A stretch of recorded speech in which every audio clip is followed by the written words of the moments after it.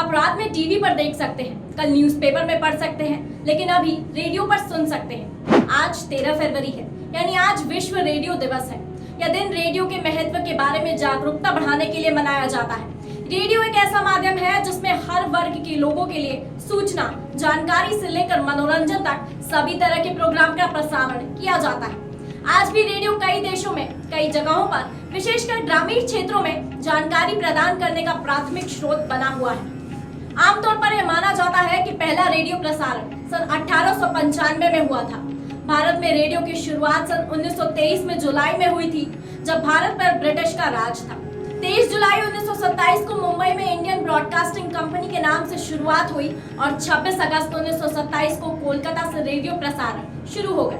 8 जून 1936 को रेडियो को एक नया नाम मिला, यानी ऑल इंडिया रेडियो, जिसे हम आकाशवाणी के नाम से भी जानते हैं। सन 1950 के दशक तक तो रेडियो और प्रसारण प्रणाली दुनिया भर में एक आम वस्तु बन गई थी। संयुक्त राष्ट्र का कहना है कि रेडियो में समाज की विविधता के अनुभव को आकार देने, सभी आवाजों को बोलने, प्रतिनिधित्व करने और सुनने के लिए एक क्षेत्र के रूप में खड़े होने की क्षमता है।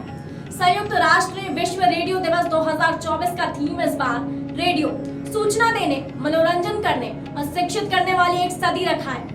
मनोरंजन के रूप में ग्रामोफोन के बाद रेडियो का जादू सिर चढ़ बोल रहा था।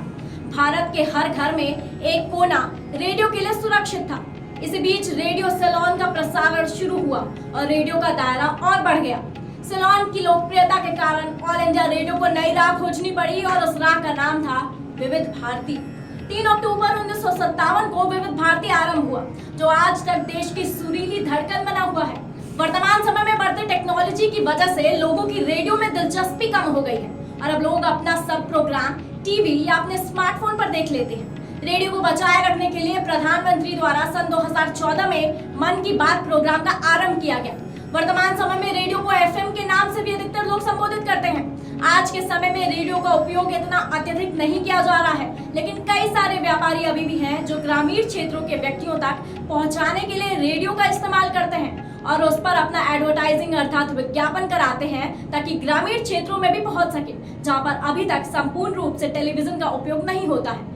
रेडियो के भविष्य में टेक्नोलॉजी में एडवांसमेंट से प्रभावित होने की संभावना है, जैसे स्ट्रीमिंग सेवा, स्मार्टफोन स्पीकर की बढ़ती लोकप्रियता।